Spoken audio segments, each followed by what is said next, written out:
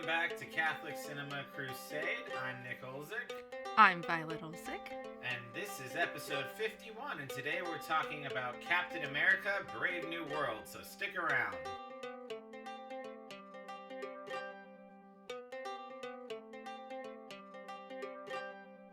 Nick, why don't you start us off with prayer?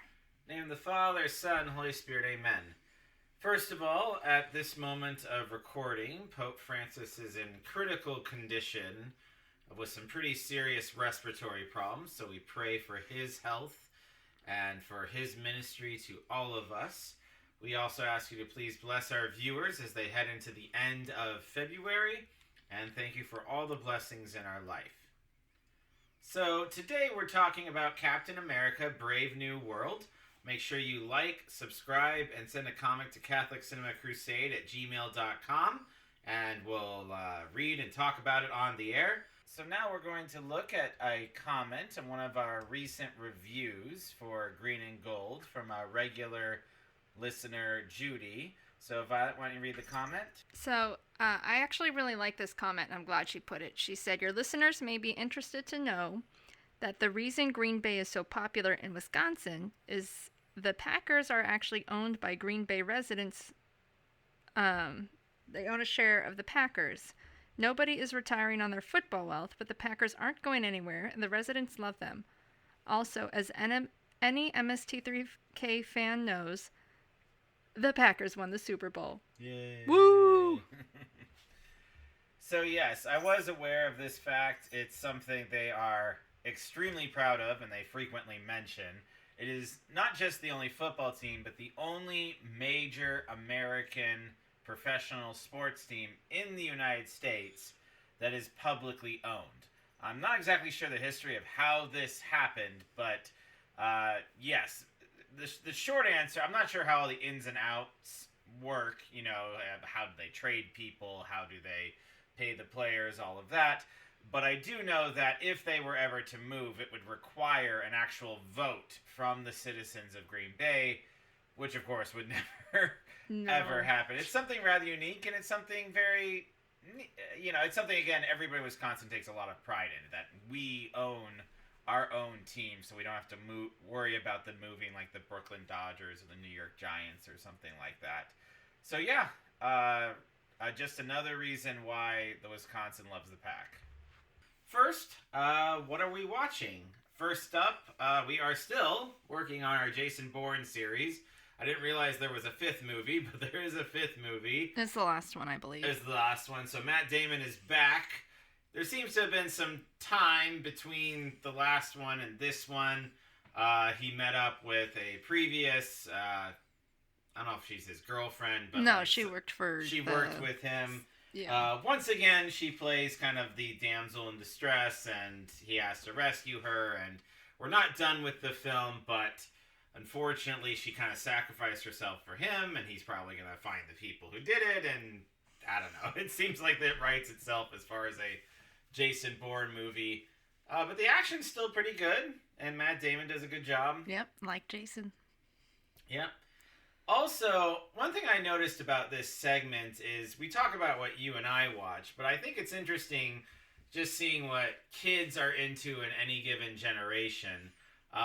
So one thing you mentioned that Max has really gotten into is Thomas the Tank Engine. Now, you show him the older version, right? Right. So they don't have like the full episodes that we used to watch. Okay. They just have like basically just the parts with the trains and the voiceover of George Carlin. And so they don't have him like being the little conductor guy? Right. Yeah, they don't have Ringo Starr or anything like that. They just have the trains, but he loves it so much. Kids love trains. It's really neat to see how some shows just seem to stand the test of time. Mr. Rogers. I actually showed a clip from Sesame Street from the 90s in my class, and it was just astounding to me how good it was and how well it holds up. Like, you don't get all the references, like if so there was it was basically a parody of Mystery Theater hosted by Vincent Price, which was on PBS in the 80s and 90s. And, But still, even if you don't get the exact pop culture reference, it was still really funny. It was really lively. The puppeteering was really good. So it's great to see our kids enjoying things that we enjoyed. It makes me wonder, what shows will our kids' generation look back on and say that was really fantastic. I don't know. It's interesting to think about. So today's going to be a little bit different because we're talking about Captain America: Brave New World, which Nick Olzik, did not see, but my wife Violet did. And so she's going to be kind of taking the lead on this. I'll be kind of interviewing her. So we turn the tables a little bit. She also brought our oldest son, so you can see kind of what his reaction is. Now, it was PG-13, right? Yeah. Okay, so, our oldest son is just at the age where he can kind of get some PG-13 films, probably not all, but again, PG-13 doesn't mean like 7 or 8-year-olds typically. Yeah, no, there were a couple scenes that I was not. It was only like one or two moments that were like particularly like, I don't know, it wasn't just, it was like the way the violence was done that I'm like, I kind of wish he hadn't seen that. So even though he's 11, I probably would suggest to other people that they, wait until their kid's a teenager. Right. So I've seen most Marvel films. I've certainly seen the previous 3 Captain America films, so I have some basic idea. So let's just start with the story. Where are we at, kind of, in the universe? We know that Sam Wilson takes over this new Captain America. That was at the end of Endgame, the last big Avengers film. So where does it start? Okay. Whenever a new Marvel movie comes out, the question is, what do I need to see to be ready for this movie? I feel like that's the first thing we should cover. So I did not figure this out, but I didn't really care. So you need to have seen, well, it sounds like you should have seen The Eternals. There's like some setup in there for this movie. So I might go back and see The Eternals, even though it wasn't very good, but just so I can get the story. And of course, the show, Captain America and Winter Soldier, right. That was actually a good show. I liked it. So I do recommend that for its own sake, but it's a good idea to see it before you watch the new one. And then all the way back to The Incredible Hulk. The one where there was a different guy playing the Hulk. Oh, yeah, Edward Norton. Yeah, Edward Norton was playing the Hulk. You could get the story without seeing those movies, but you'd be better prepared if you see the movies. So the story takes place after the Eternals. It takes place after Captain America and Winter Soldier. And what's the basic conflict, without revealing too much, what's the basic conflict that new Captain America has to face?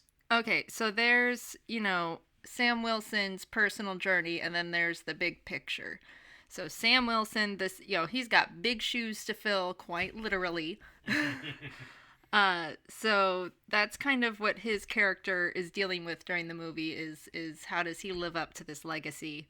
I guess there's this thing that appears in the elementals, and there's several countries, and this is why I might see it, because I'm not even sure how all of these countries got involved in this conflict, but there's a bunch of countries fighting over this thing, and there's... This thing?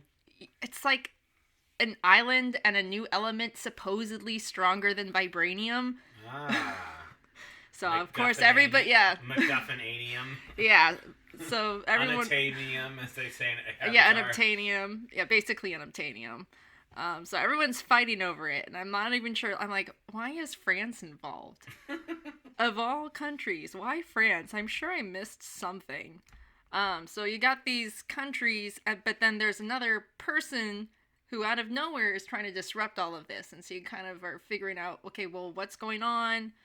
Things don't look like the way, the way things look isn't what they seem, and that's kind of the major plot is like what's going on, who's trying to disrupt this dynamic but among these countries. So how does Sam Wilson do as Captain America? That was my big thing, because he's Captain America as Steve Rogers is such an iconic character, and now you have on the one hand I would hope he's still kind of the archetypal American hero, But then he's also going to bring kind of his own little spin to it. So how did he do? Well, so you've got the question of the actor and the character. So the actor, he was okay. You know, he's not Chris, but he was good. He's very good. He's a very good actor. And Anthony Menke is the actor's name. No, Anthony Menke. So then, what I liked about it was it would have been very easy for them to just do what they do a lot of times in Avengers movies and just, pretend everybody is a superhero. But he's clearly not. And Right. I like that they put that in the movie, that was a major part of the story, was he was much more vulnerable than Steve Rogers. And but he's got his wings, and they're souped up But in this he can't, one. like, hold on to a helicopter with his bare hands, like that one shot. No. Okay. So they did a really good job of that. Like, I actually liked that about it, is that he's not a super soldier. And he's clearly not a super soldier. So he uses technology to make up for his disadvantages. Okay, good. And, when we're talking about Captain America, the most important parts about Captain America are his character, right? Does he represent truth, justice, and the American way? And I know there were some people that were really upset that Sam Wilson was the new Captain America instead of Bucky. And during the Avengers, I figured Sam Wilson was the natural successor Right. because he was always by Steve Rogers' side. He had the right character to be Captain America. And I like Winter Soldier. I like Bucky, but he's his own character doing his own thing. I don't think he would do a good job as Captain. I don't think he'd even want to be Captain America. Yeah, no. He's not the I type. agree. But Sam Wilson is. So I was very, very excited when Steve Rogers gave him the shield, and I think he did a pretty good job being Captain America. Great. So, what were some of the high points? What were some of the things you really liked about the film that you thought it did well? Captain America. All right. Now, I know we were talking before, so in the posters, they really pump up the fact that Red Hulk is in this. Is he in this? That I will not spoil for our audience. Okay. I mean, they wouldn't put him on the posters if he Right, wasn't if he in the wasn't movie. in it at all. And we also, the trailer also showed us that why am I blanking on his name right now? The actor Harrison Ford. Harrison Ford. So everyone knows that Harrison Ford is the Red Hulk. So Okay. Red Hulk's in it, and Harrison Ford is Red Hulk. Okay, that's good. What were some of the low points? What were some things that didn't make sense, or were just cheesy, or just didn't work well? So this movie had a lot to live up to, because the original 3 Captain America movies, like that and Guardians of the Galaxy, are the 2 most solid trilogies in I'll take that. Yeah. in the Avengers MCU, arch. yeah. Especially in that first chapter or whatever. So this one had a lot to live up to, and it did not hit the mark. Like, the original 3 Captain America movies have such strong character development in everybody. Bucky, Captain America, Iron Man, they all had such strong character arcs, and the dialogue was always on point. The action was always, like, top-notch and creative. But it wasn't any of that. Another thing was there's 2 characters that I actually really like, but because of their stature and what happened this past July, so they both, like, one of them was, like, head of security. I'm not exactly sure what her position was, but she's a midget, so she's pretty short. She was definitely a badass, but she was just kind of short. The president's head of Secret Service, well, not head, I guess, but she's like the security that's like always with him, like the last one in the room and all that. and she's short. And I just kept remembering that picture of all the Secret Service surrounding Trump, and then you got that short lady in the front who's like shorter than everybody else. Like there's clearly like half a foot difference between her and the other Secret Service officers. And like Trump's gotta like duck down so that she can cover it. Yeah, it sounds like, I remember, It was so distracting. you know, it was hard to avoid this online because a lot of people were talking about that, but I looked it up and they did in fact film it before all this happened. So it's just kind of serendipitous that everybody, you by no means were the only one to notice this, that, you know, for whatever reason, you said you went back and checked, but in the comic books, they're not of shorter stature. Right. So I don't know about the Secret Service lady, but the other lady, I guess, was in the comics, but she was tall. Mm-hmm. And she was a widow, and I'm like, why would the Black Widows have a midget? I'm sorry, like, well, it doesn't make sense. Those air ducts are pretty small. I don't know. I really don't know. But, yeah, it's just one of those weird things, because they filmed it, they made that decision in the writer's room, however they made that, like, we're going to have DEI office. Short Secret Service. And then that happened this summer, and then that became a whole narrative, and then the film came out. So it's just kind of odd that all happened together. It's just one of those weird moments where, you know, art reflects life, reflects art. So it's just very bizarre. At least they could handle their guns. Yeah. Well, it's just so weird. You know, and like, this is so there's a film out right now on Netflix called, Day Zero, which is about an aging president who, played by Robert De Niro, who experiences a cognitive decline and dementia, and so he passes it on to his successor, who's an African-American woman, and it follows, you know, the election kind of eerily well, but it was all filmed and written like back in like 2021, and then, well, it was written back in like 2020, 2021, filmed like the next year, and then it just came out on Netflix like this week. I think Robert De Niro is making the rounds talking about it, but it's just so bizarre how that happens sometimes, where you just like, some movie will come out that's completely unrelated and suddenly it's topical. And it's just weird how that happens sometimes. And do you think, you mentioned that there were some scenes that were kind of intense, especially for a PG-13 film. Just based on kind of what our son's experience was, do you think he enjoyed it? Do you think this is something maybe older kids would be okay taking to?